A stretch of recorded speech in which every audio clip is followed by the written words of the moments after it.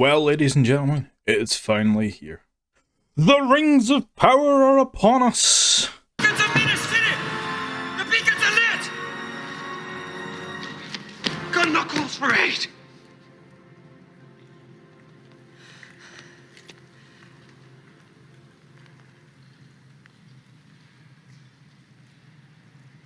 And Rohan will answer. Master the Row hear him? And boy oh boy, it didn't live up to expectations. So, it's time to review it. I apologise in advance. This is going to be a long one. So strap yourselves in, go and put the kettle on, have a nice cup of tea or coffee, sit back in that chair, and let's commence. Because I've got a lot to talk about, and we will break it down.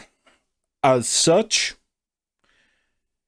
I'll leave timestamps if you want to cut to either section, because this ain't good.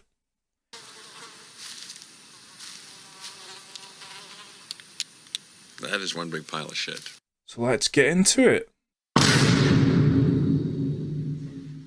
Well, the first episode starts off with the infamous line, "Nothing is evil in the beginning," which we all know is wrong because we have Melkor, and then Amazon decides to show us, from a child all the way up until an adult, Galadriel's a bit of a cunt.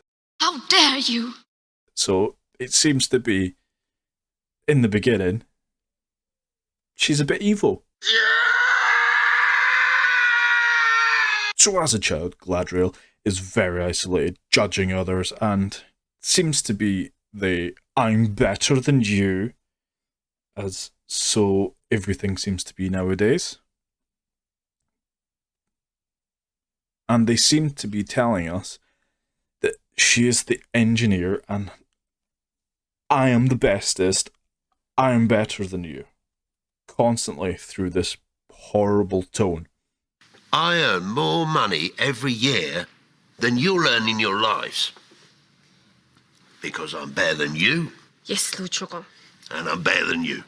As things slightly progresses, she's, "I'm going to set sail on my ship." And she talks down to the others around her, the fellow children. She seems to be, quote-unquote, bullied. But then again, this is the Rings of Prime, and she has to be the bestest.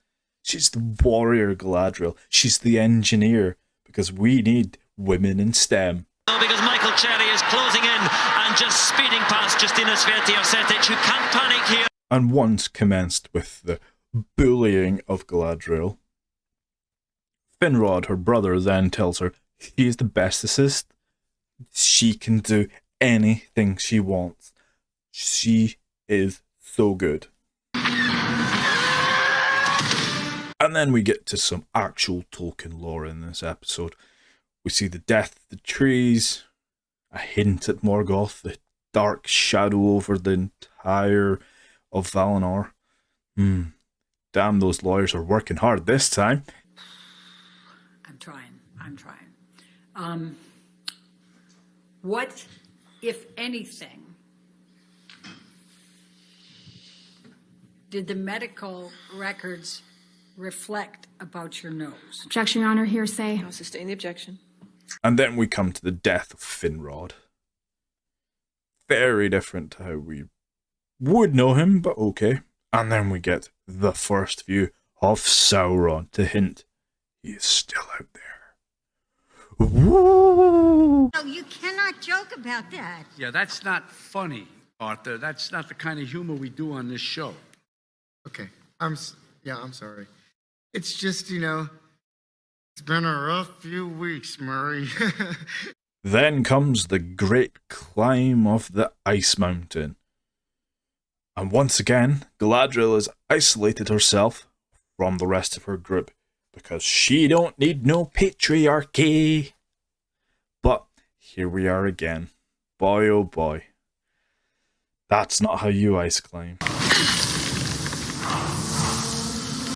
What the hell is that? And once she has scaled this great ice mountain, we come to the Fortress of Solitude.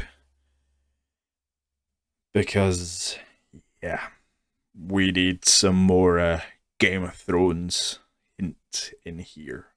Because Jeff Bezos?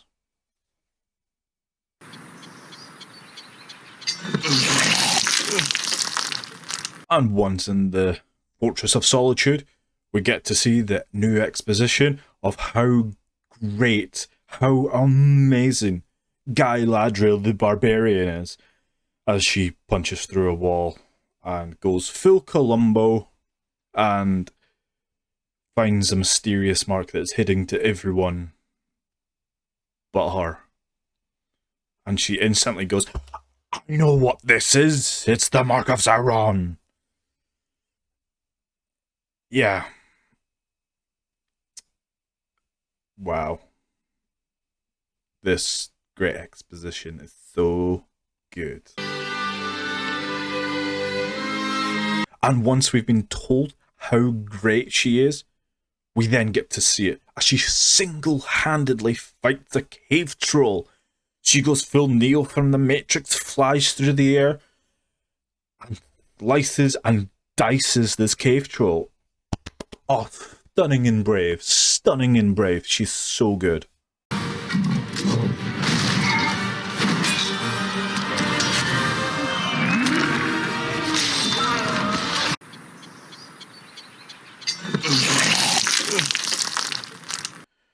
We then travel across this great map and find Rovanion, where we see a group of hunters terrified by the evil creature.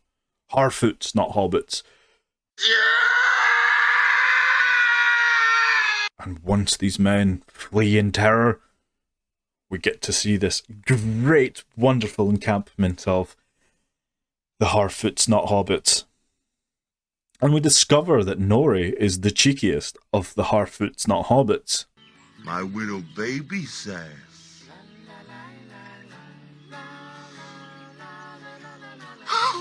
Let's take a dip in the Strawberry River. Come on! Young Nori runs around, picking berries, dancing, and oh, the wonders of this world. One more, that's up.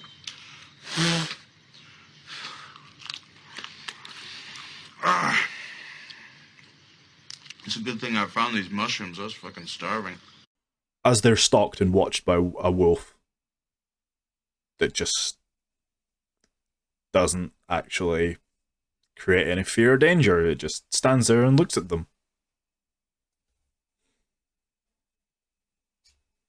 But you should be worried about this because wolves are scary. Ooh.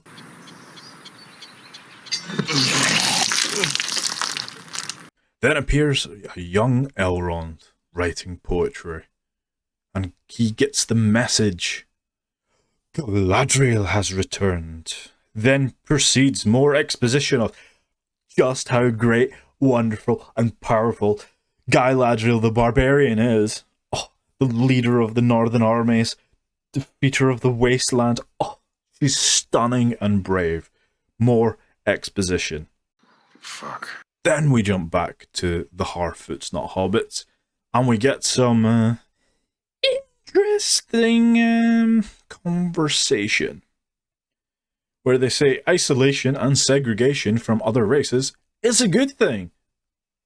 Well done, Amazon. That's a bit fucked up.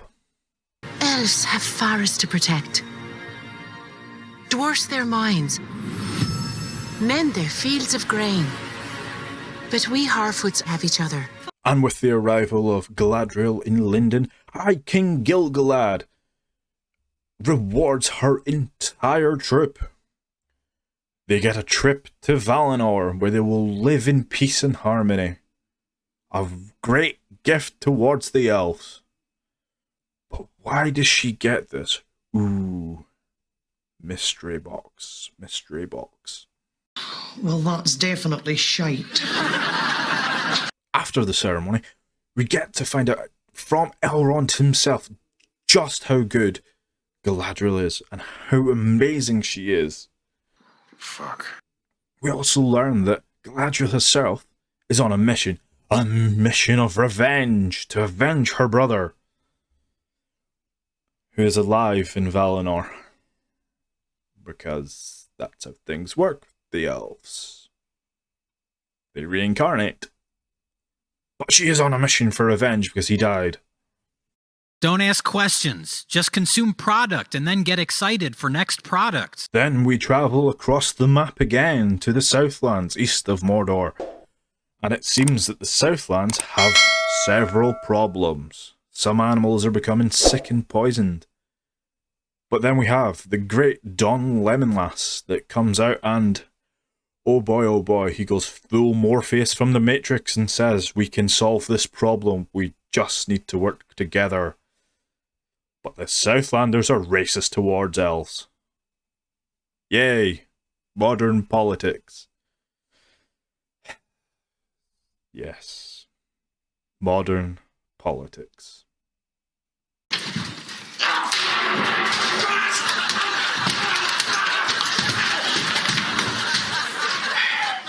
Give him another couple of minutes.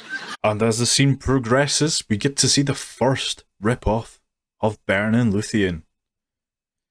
Yes, Bronwyn and Don Lemonlass, the forbidden love of human and elf together.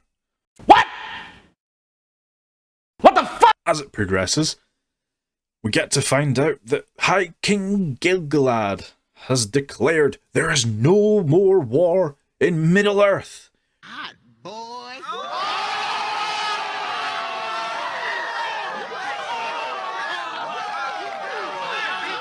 And that Don Lemonlass will be leaving his post. I can no longer see Bronwyn. Damn, that Beren and Luthien reaction. Ah. I love you. I know. We then find around the Southlands that, it's all as it seems, that stuff is becoming more and more infected. Evil is about, some may say. Nothing is clear. But Don Lemonlass, being the amazing person that he is, instantly finds out the cow that has been brought to him has been poisoned by evil. Evil of Sauron, and he must investigate. Then the other mystery box appears. Inside another mystery box that is concealed in another mystery box, wrapped in a tape of mystery. We find that Theo, Bronwyn's son, has a sword hilt in his hand. Whose is it? We will never know. And then they show us, like, 3 seconds later, and it turns out to be Sauron's sword. So that's that mystery box done.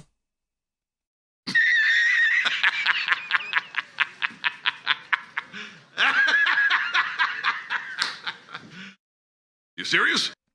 And once again, we go from a time travel super jump transportation back to Lindon, and we discover that Gil-galad sent Galadriel away for reasons that he knew she was right, but he didn't want Sauron to actually come about, even though he knew Sauron is alive and well. But he didn't want Galadriel to find out that she already knew that he was alive and well. So he sent her away, even though he knows that he's there. Yes. He literally wrote this.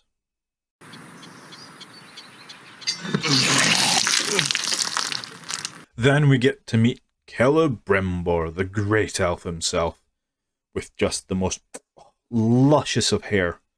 Oh my god, it's so perfect. The blow drying that his barber must have gave him must have cost an absolute fortune. Possibly one of the Cimmerils itself had to be given to him because it is perfection. Then we get another transportation map jump all the way to see Lenny Doc Brown tell us, ooh, something's wrong in the air. It's very strange. I mean, they could have just shown us and not treated us like children and tell us, but Sure. And then if you couldn't get enough Bern and Luthien ripoff, we get to see Bronwyn and Don Lemonlass himself react to each other's unbridled love for each other whilst they watch an entire village burn that they couldn't see the smoke coming from over the hill. Yeah. This is fine. I'm okay with the events that are unfolding currently. And as the great gift itself comes closer to Galadriel as she stands valiantly on the ship, she can see Valinor off in the distance and then decides, nah, fuck this, and jumps off the boat and tries to swim back to Middle-earth, which is hundreds and hundreds of miles away. Yes, she swims back.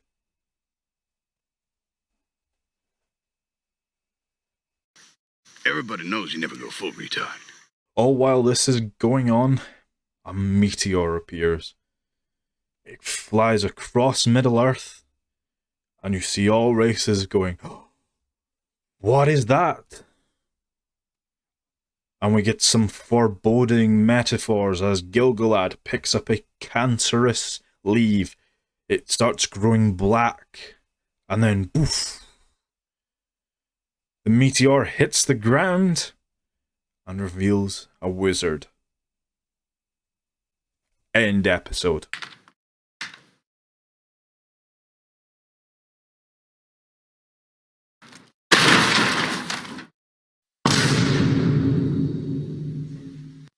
Throughout the episode, we get to see deliberate showing of Finrod's knife and how important it is to the mission of Galadriel to remember her brother, and how important it was to her and how important it is to her.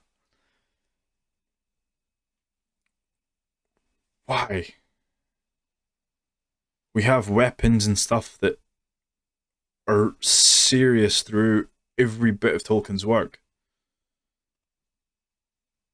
But this is just, once again, just telling us, rather than we can learn that how important this is, where it's always a close-up of the knife. We need that close-up. We need that close-up, whether it's climbing the ice mountain with only that knife, or whether it's stabbing something with only that knife, or the don't touch my knife, shoo, bitch. It seems like they're trying to once again show just how bad they are at actually portraying the importance of said item. Look at the shiny. It would particularly work if you brought out Jangle the Keys and then there were loads of internet sites about, I wonder what keys they'll have next year. And for some unknown reason, we get to see Galadriel pile up a mountain of helmets. More tell, don't show. They could have went through the battlefield, done something like the Dead Marshes. We could have seen like the aftermath of Helm's Deep, when Haldir looks over and sees the mountain of dead elves. We could have been showing, but no, they have to do it again because modern TV and movies has to tell us, because we are all children. Why is she piling up this mountain of helmets? Dunno. But why? Why would you do that? Why would you do any of that? Another mystery to me that I can't quite get my head around.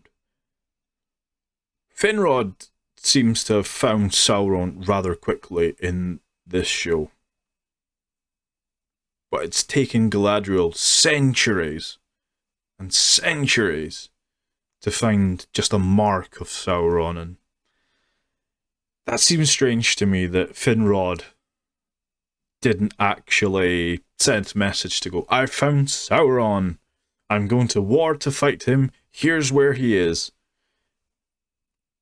Instead he just goes, It'll be okay. Why wouldn't one of the most important elves in the entirety of Tolkien's work send message to every person in Middle-earth? I found Sauron. It'd be a lot cooler if you did. Then we see a bit of a change to Tolkien's work, because Jeff Bezos wanted a Game of Thrones, so we have to have the climbing of the ice wall rather than walking through an ice field. And it seems that Galadriel has once again isolated herself from her group of elves for the second time, where she then climbs up this mountain on her own with just a knife. And we get that close-up again of the knife. Just how important it is. Beautiful. But she isolates herself again from the elves that are fully equipped to climb up this ice sheet and get up and over it. They have the ice axes, they're tied together, but no, Galadriel, we are told she is great and powerful. She only needs a knife to climb this. This isn't how you ice climb. You're tethered together, so if you fall, everyone else will help you and catch you. So, yeah. Once again, she's so stunning and brave that she has now put her entire group at great peril of falling off a freaking mountain. Yeah. Stunning and brave. And once we get to the top of this mountain, as they seek the Fortress of Solitude, we see them going through an unbelievable storm, constantly blasted with fucking snow in the face, and it's so painful, and they're all struggling. They can barely contain the heat. They can barely stand up properly. So why the fuck are they wearing chainmail? Because let's be fair, metal conducts heat away from the body quite a bit. Yes. And then to improve on it, one of the elves falls down. Cold, can't handle this weather, freezing. Galadriel shouts, just leave him. Just leave him, he'll be fine. We have to go on to the mission because I demand revenge. You know that 90% of household dust's made of dead human skin. That's what you are. Now, if you couldn't tell that Galadriel is just the bestest this, she then punches through an ice wall, goes full Columbo, embraces her murder she wrote, and solves the mystery of this Sauron's mark. Then goes full Neo, and floats up into there and slices apart a cave troll. And stabs it with the knife again, because the knife is important. Remember the knife. You have to remember the knife. But why the fuck? You literally told us that she's the strongest, smartest, most fearful person in the world, but she's also oppressed. When her troop go, we're fucked. We're really struggling here, and we need to go home now. We need to go back. And then she goes, no, I know better. Screw you guys. I'm staying here. It's crazy. It really is. That once again it comes back to nothing is evil in the beginning, and all you've shown us thus far is her being a 100% Mary Sue Karen utter cunt. Stunning and brave. How dare you? Then we come to the plot of the Harfoots, not Hobbits. And we hear the great mystery of this mythical beast. We're told from the hunters, oh, they'll bite your knees off and they'll jackknife you with a harpoon. God damn it, these are evil creatures. And then we have the look of Whatever these are.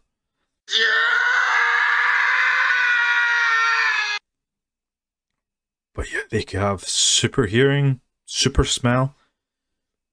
They can hide at will.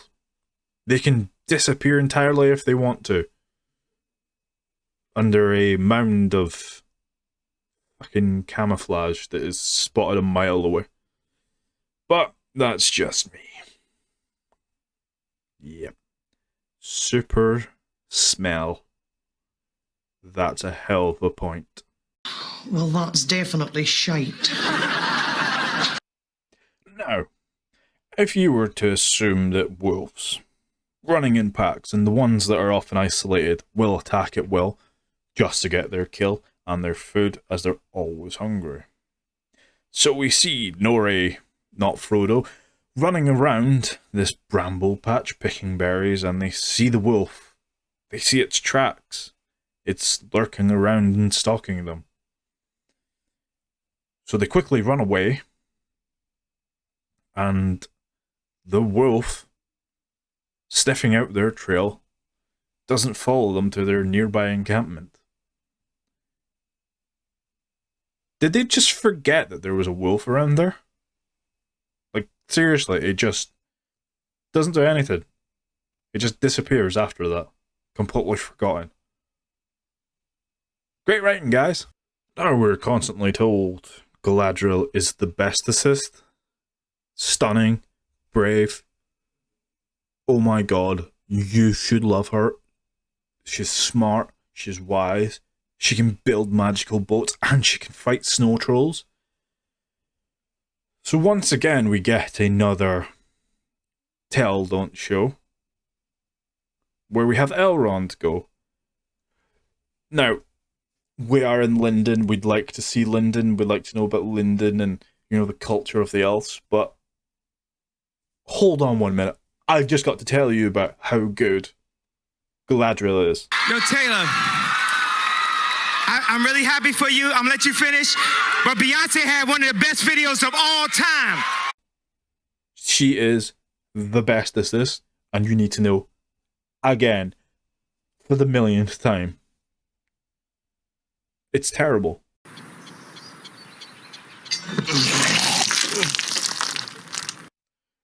I'm literally not joking though. Almost every single conversation that Elrond has with Galadriel, he tells you how great she is to her. So you're constantly being told she's this, she's that, she's stunning and brave. Galadriel the Barbarian killed the orcs. She's so good. I'm going to write a poem about it. It's actually quite painful to see.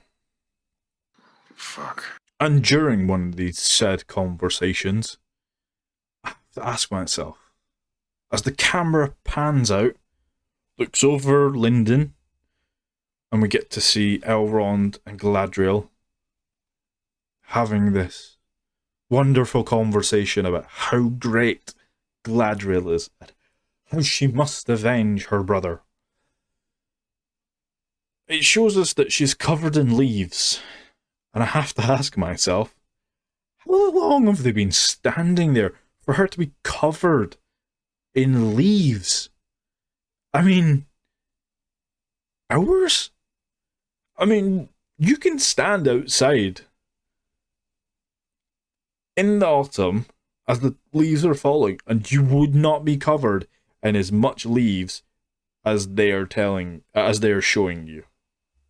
It's bizarre. It's really bizarre for just, it's a small detail, but I looked at it and was like, what? It doesn't make sense. Now, I'm a big lover of the dwarves of Tolkien. I think their culture, the way they handle things, the way they have fun, the way they craft things, their lore, the way they've slowly built up everything that they deem right. I think it's really interesting. and I completely love it. So when I see close-ups of these elves, I always think elves are a bit, camp as it is. They're light on their feet. They're flowy with long hair. Everything's elegant and fancy, where the dwarves are a bit rough and tough at times. So when you get a close-up of the elves and you can see their makeup, like really, really see their makeup, like they kind of look like a whore from Dundee. It's it kind of takes you out the moment a little bit when they're trying to have like a serious conversation where you can, see the line around their face where it's like, kind of weird. It's weird. So for you that have actually read Tolkien's work, we know that there's not much politics in it, if any at all. It's, he created this world that he wanted escapism. We have the Peter Jackson trilogy that he said himself. None of his writers, the directors, anything, showrunners, wanted their politics in it. They just wanted to do Tolkien justice. Did you have some kind of mechanism, in a sense, so that you could make sure that you were true to Tolkien? Well, we didn't want to put any of our own, certainly in terms of the thematic material, we didn't want to put any of our own baggage. I mean, we had no interest in putting our messages into this movie, but we thought that we should honor Tolkien by putting his messages into it. So when you're having modern day politics thrown at you through the lens of Tolkien's work, it's pretty bad. I mean, we have the Southlanders going, knife ears, woo, get out of my shop, get out of my pub, get the fuck knife ears. Yeah, it's a bit bizarre when we have modern day politics to look at, and you're like, you can literally feel Tolkien rolling in his grave right now. He's literally powering the entire world. It's that fucking bad. Why the flying fuck did they put modern day politics into his work? It makes no sense. But then again, they are the ones that called us racist, bigots, and other isms and phobes. We just said, be true to the book, be true to the lore, be in spirit of his work. Yep. And also, speaking of Tolkien's work, I can guess why they've done it, but I have no idea why they've done it. Now, they can't touch the book Beren and Luthien. They can't touch the Silmarillion version of Beren and Luthien. But they went after Beren and Luthien with the activists from Harad and Dom Blemenlas.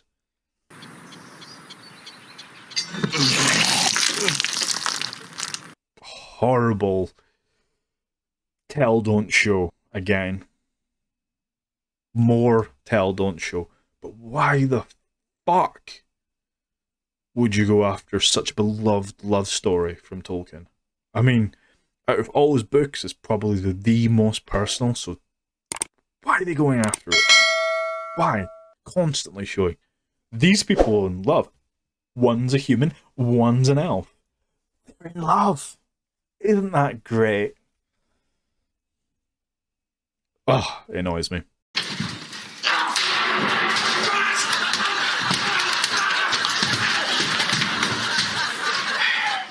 Give me another couple of minutes. Now we come to the train wreck that is the ship sailing to Valinor. Now, first of all, we have to elevate Galadriel. She's at the front of the boat. And if you notice, with her and the maidens behind her, they're all higher than the men. Completely done on purpose, because down with the patriarchy. But then again, we look at all these. The ship is bland as hell. They've been on there for hundreds and hundreds of miles. There's nowhere to store their stuff. Everyone's standing around in full armor. Out of the maidens just there to take off the men's clothes. It's kind of weird. Like, it makes no sense, none of that. They just stand there all together like planks of wood. It's weird. It's weird! Now we come to a amazing plot point here that is rather significant and such beautiful writing. Such beautiful writing. It would make Tolkien himself just... Oh, he'd be in awe how good the writing is here.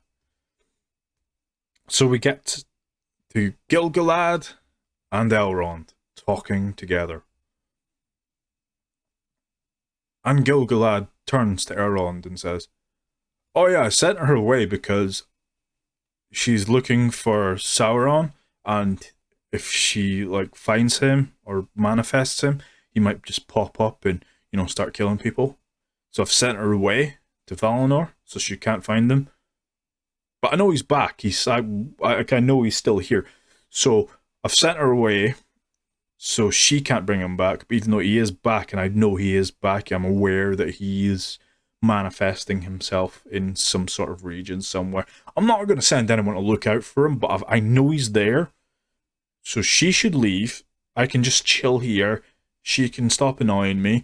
We will look around and we will see what happens."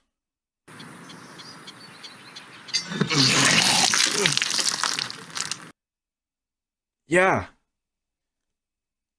That's literally a scene.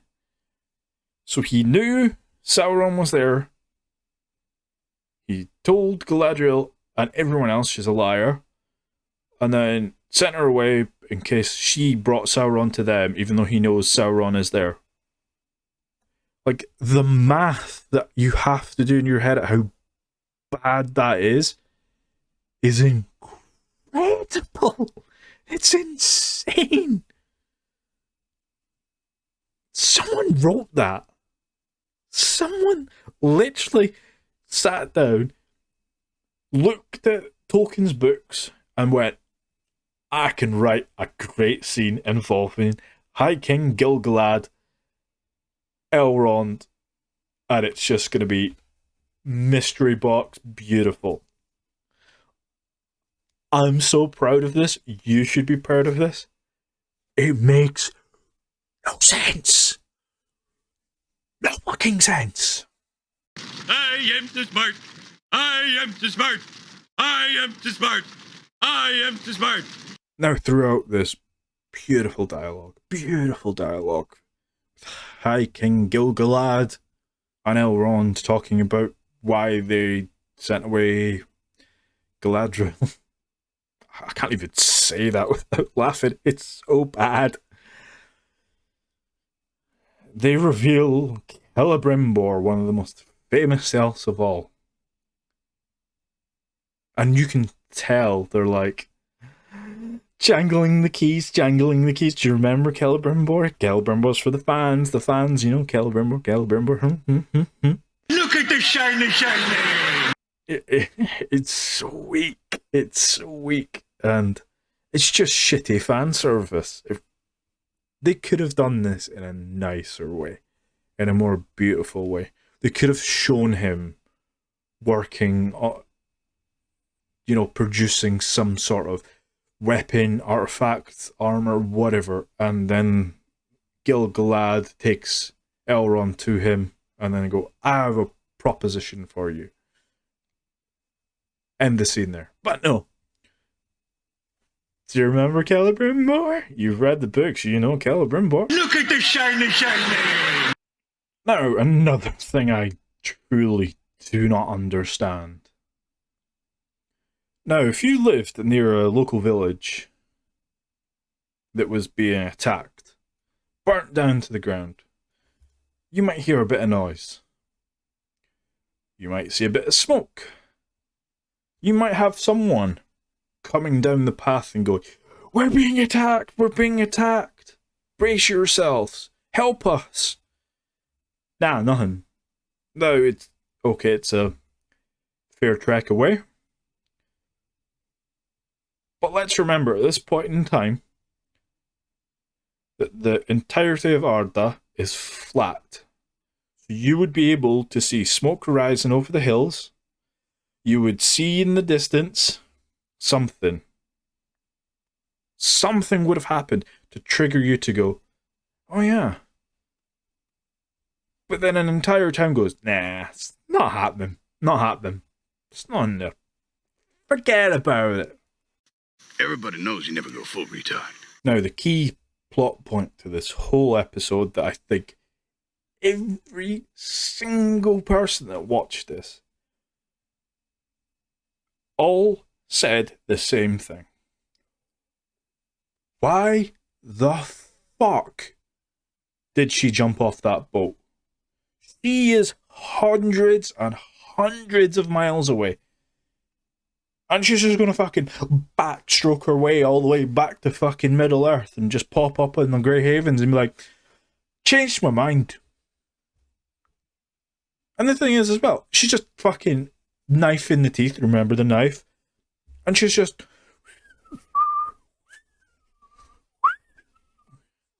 a casual backstroke.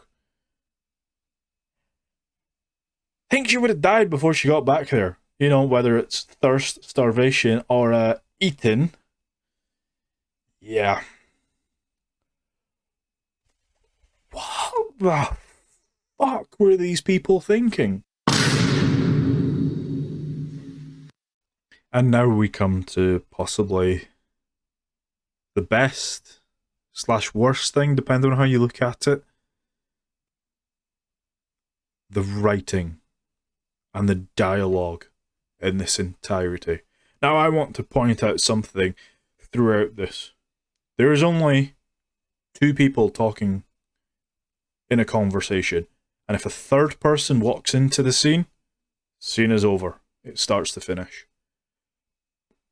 Seriously, look at that again, and you'll go, this is like a really bad community project that's been put on by the local theatre club.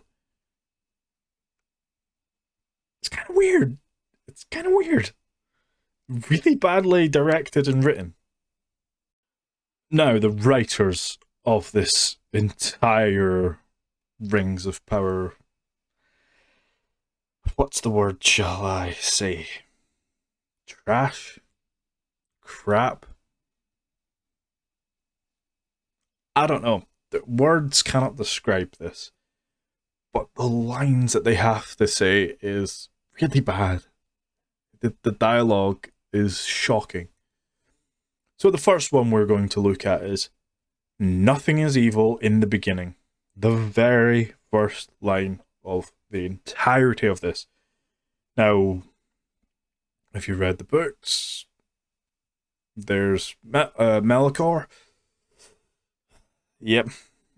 Evil dude. Won't go into that here. I think we'll focus purely on what's to come, because they show us Galadriel throughout the entirety of this episode of being a cunt from a child. She judges people, she bullies them, she attacks them at will, and then she grows up into an adult and continues.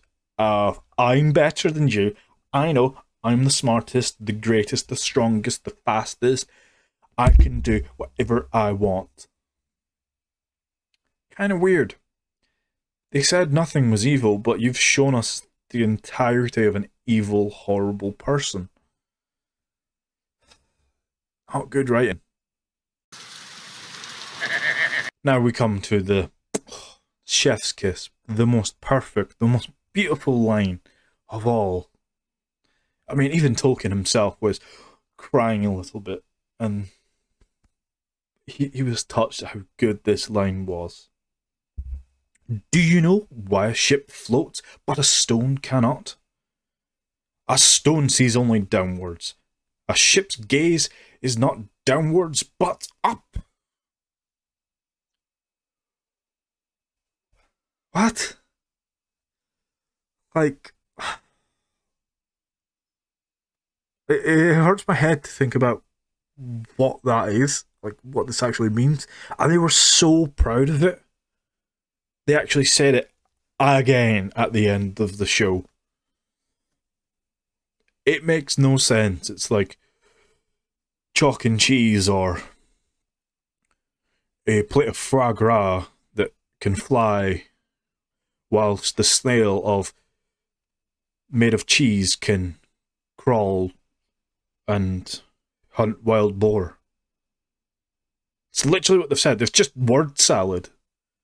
But they're so proud of it, they've done it again. Their writing is...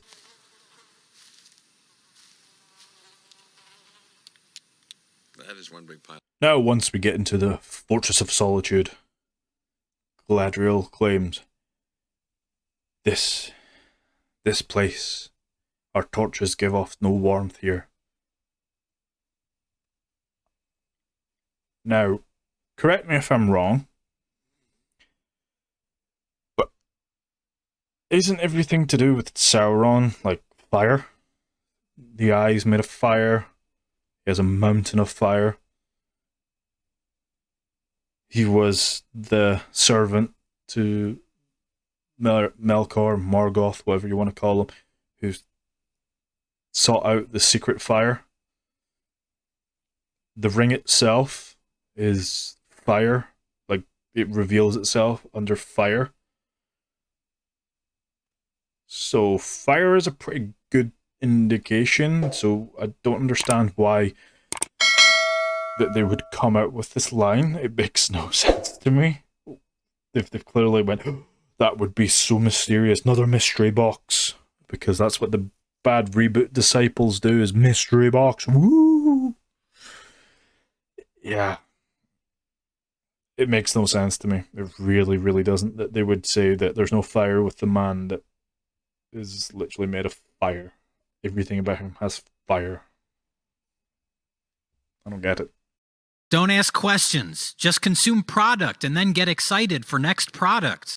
Now, as we get further into this mysterious Fortress of Solitude, we see Galadriel find this secret hidden area, and they're looking for Sauron, and they say, black magic.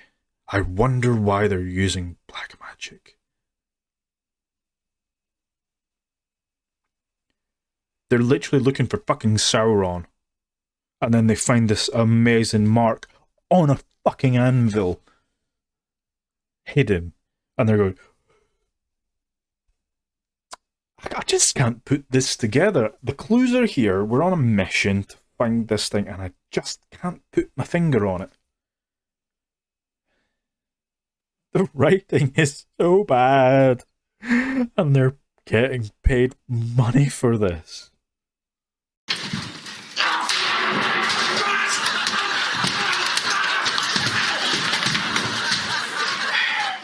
Give me another couple of minutes.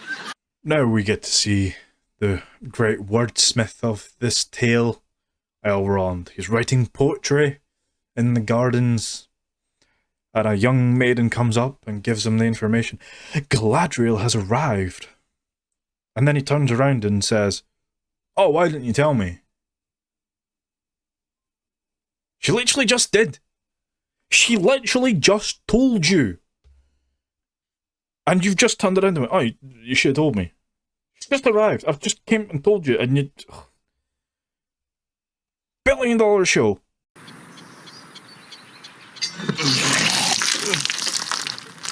And then we come to that line of dialogue. The one that was portrayed so beautifully into the trailers and teasers. Just... oh. You have not seen what I have seen. I have seen my share. You have not seen what I have seen. God, she's such a cunt. If they were trying to make her like seem stoic or wise, it comes off as neither. It just comes off as she's really unlikable. It's just painful. It really, really is. But billion show, they know what they're writing. Now, throughout this, we see that most of these actors actually aren't very good at what they do. I can't act for shit, but I can look at something and go, what the fuck was that? Now let's take the Hobbits. We have the tale from the Irish Times. Boy oh boy, did they let loose on there. Yeah, the Harfoots, not Hobbits, are shocking how bad they are. I mean, they actually don't have a consistent accent, where they're trying to portray Irish and a bit of West Country and a bit of Jamaican thrown in there. It's actually painful how bad these people are at acting. And then we come to the elves. Everyone is flat and they try to be stoic and Shakespearean-esque. Yeah. It just comes off as flat. Flat, flat, flat. But so far, the worst of all out of all this is the great, the wise, the powerful, the beautiful, the stunning, the brave Galadriel the Barbarian, who from the very first word to the very last word is a fucking cunt to everyone. Talks down to them, just disrespects everyone. She lets her own people die in the wastes while they're like, no, we need to save them. She runs away from people. She leaves them to fend for themselves. And she's constantly saying, I'm brilliant. And then the writers have to keep telling you through the means of Elrond, just the bestest. You should like her. She's the bestest. She is stunning and brave. Yeah. It's really bad as she has no emotion. She's, I mean, fucking wooden table here.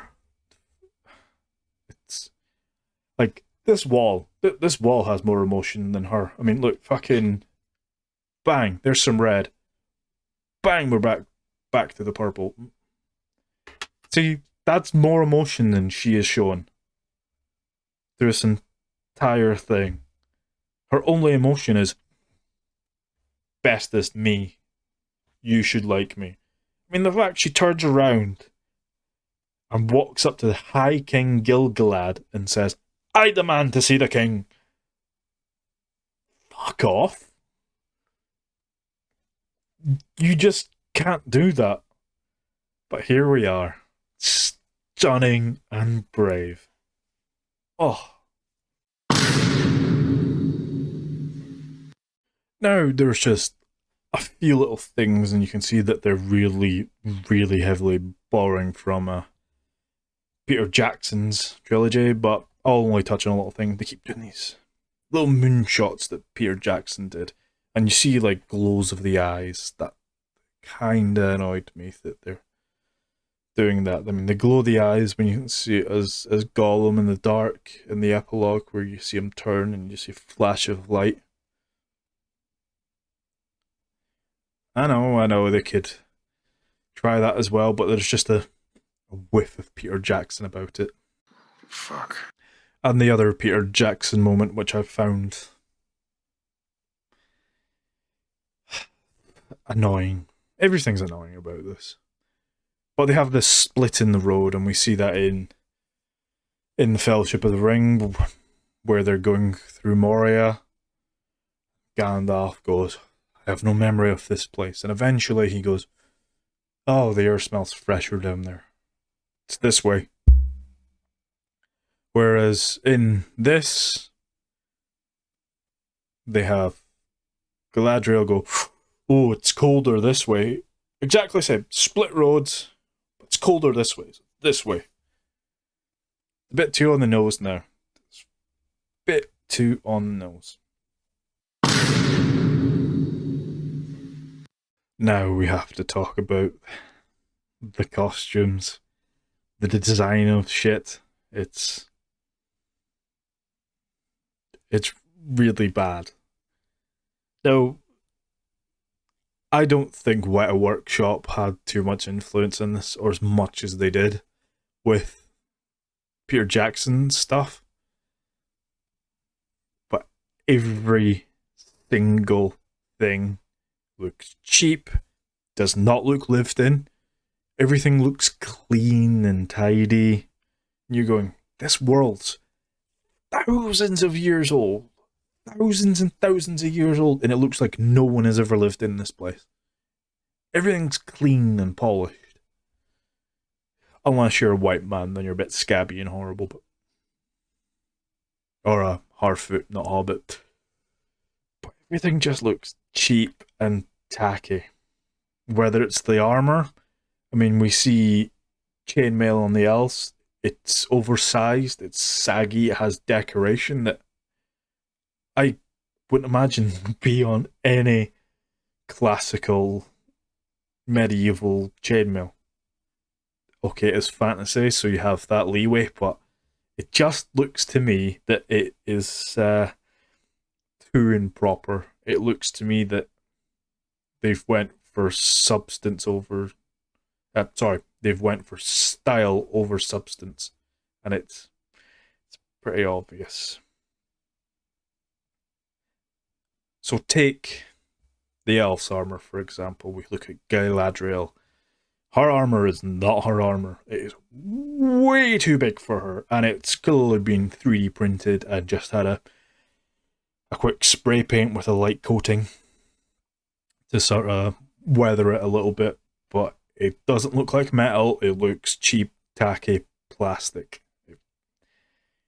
It's pretty painful how bad it is. And then we have Arondir. His stuff looks plastic. It looks like a fantasy cosplay from a person that's slowly getting into it. You can see the 3D printed lines throughout both sets of armor. It looks really bad. And then the costume design, every single elf is wearing granny's curtains. Now, they used to have these luscious robes back in Peter Jackson's stuff, and if you look at the works of John Howe and Alan Lee, everything flowed. It was like one with nature. It was beautiful. Whether it was Aragorn, it was Gimli, it was Legolas. We have Arwen, Eowyn, King Theoden, even all the way up to Denethor. Every single thing had purpose and flow to it. It built character. It built the emotion to the actor of, this is what this person was about. Everything here is just mass-produced trash compared to Peter Jackson's. It's shocking. I mean, the ship that they take is so bland, and then you look at the ship that they took at the very, very, very end of The Return of the King. It looks so handcrafted. It looks like it flows nicely. It looks like an elf has literally stood there and carved it with an unbelievably perfected technique. And this is just, bit of carbon fiber, bit of plastic, glue it on the side. It's not nice. It's so painful to see that they've messed up something as beautiful as Tolkien's work with this. I mean, Weta Workshop. I highly recommend you, the viewer, go, and if you have the means, jump on YouTube or put the DVDs in and watch the appendices of the Fellowship of the Ring, the Two Towers, and the Return of the King, and watch the craft that they have put into their work. It is incredible, the craftsmanship that they have put into that work.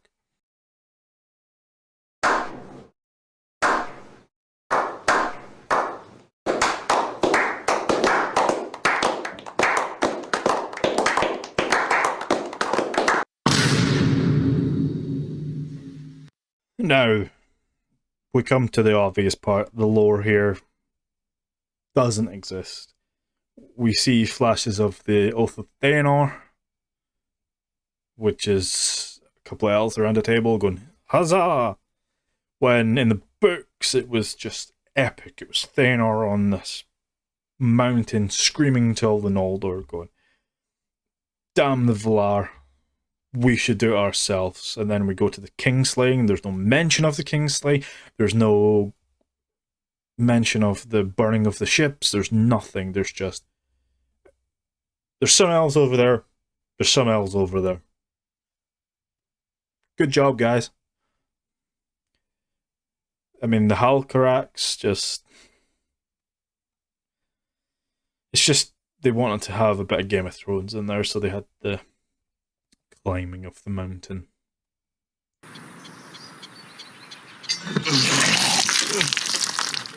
God, I hate this. And then we have the hobbits / Harfoots, not hobbits. Everything sucks there. Just... there's so much that they could have went to. They could have hinted to. Even if the lawyers are like, can't say that, but you can hint at it. Could have brought a little bit more life and a little bit more meaning of Tolkien's work. Then there's nothing. There's nothing. I mean, the fact that there's no elves with long hair is painful. They have a great barber. Great fade. Great blow dry. The elves just seem pathetic and petty. It's not Tolkien. It's not Tolkien at all.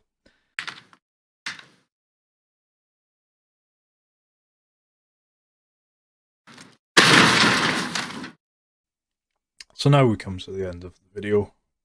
I'd love to know your thoughts and feelings on this first episode. Boy, oh boy. It sucked. It really did suck. Like I said, there's plot points that suck, there's dialogue that sucks, there's contradictions that... Morfydd Clark's a cunt. Just the whole way through it. It's just so bad. But let me know your thoughts and feelings on it. Please like, comment, subscribe to the channel. I really do appreciate it. And as always, people, stay awesome.